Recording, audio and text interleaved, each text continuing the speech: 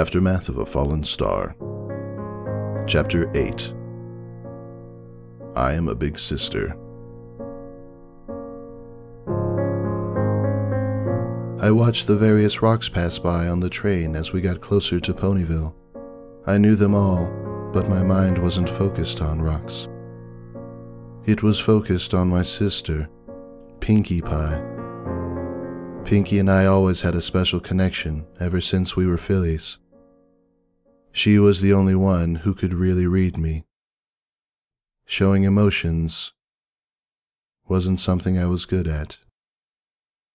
I was also the only one who really understood Pinkie, seeing her intentions and feelings under her chaotic and energetic personality, understanding what she was saying under the endless wave of words that would confuse the most brilliant minds. Only I could understand her. We are not all that different in some ways. I hide my thoughts by expressing no emotion.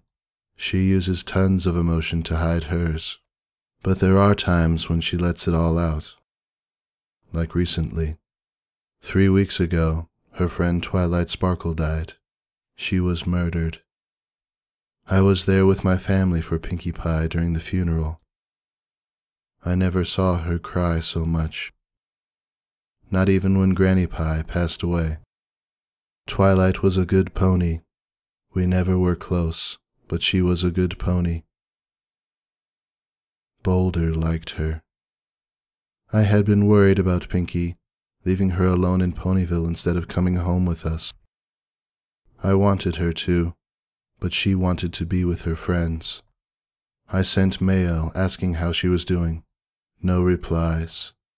I sent a message to the cakes asking what was happening. They said Pinkie was still smiling, still being fun, still making sweets. There was one problem though, and I noticed it in the letter.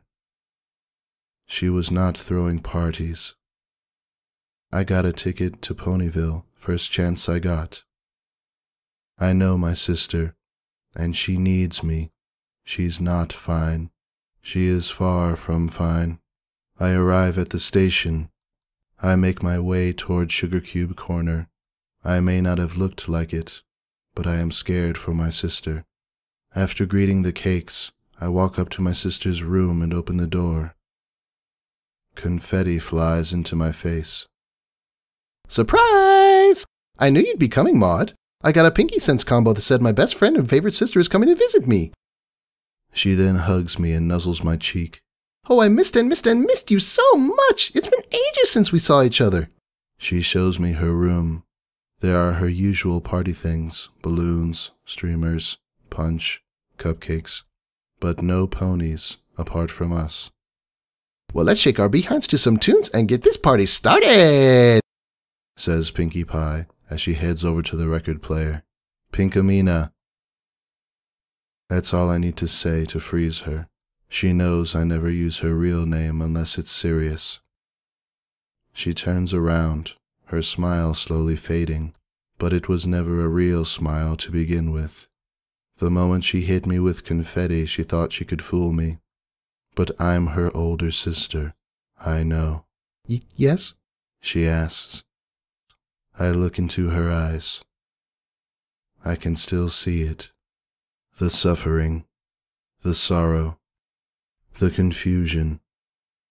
My sister never handles loss well, especially when it's some pony close to her. I walk over to her and hug her, let her head rest upon my chest.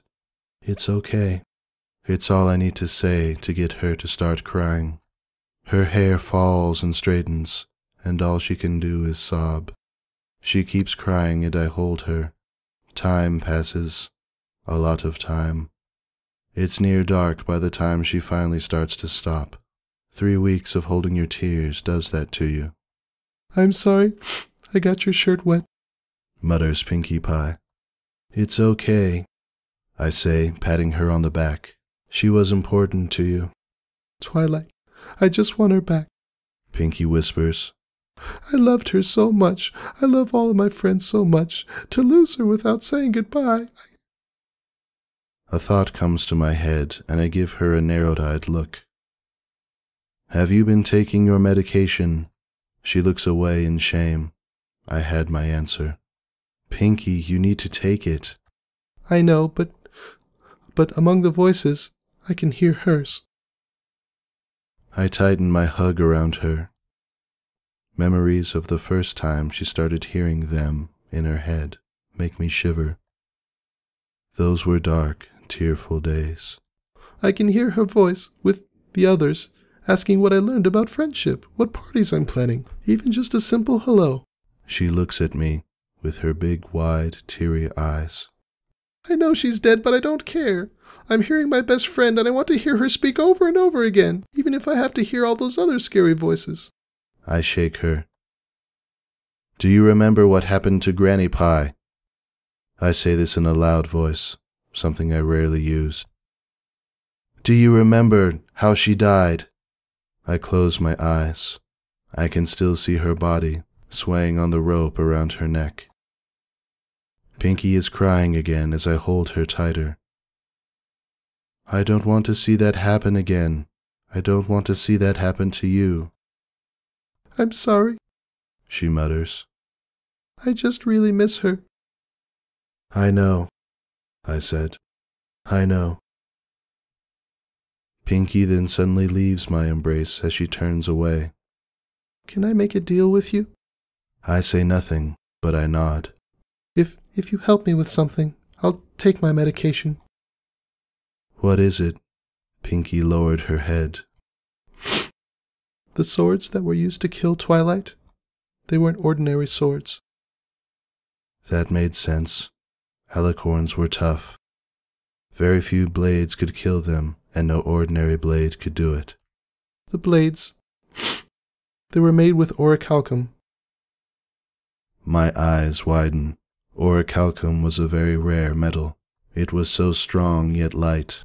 It could cut through a dragon's scales like hot butter, but never dent. Orichalcum was rare because it could only be found in the Minotaur Islands. Except for one other place. My eyes widen, and for the first time in a long time, my mouth drops. Because I know who else has orichalcum in Equestria. But I don't want to believe it. It was a secret that had been passed down to my family for generations. Pinky looked at me with anger in her voice. Help me find out if our family sold the secret orichalcum deposit. The stone-faced sister and the pink balloon worked together. They found the truth. They cried in each other's embrace. They then made their journey to confront their family.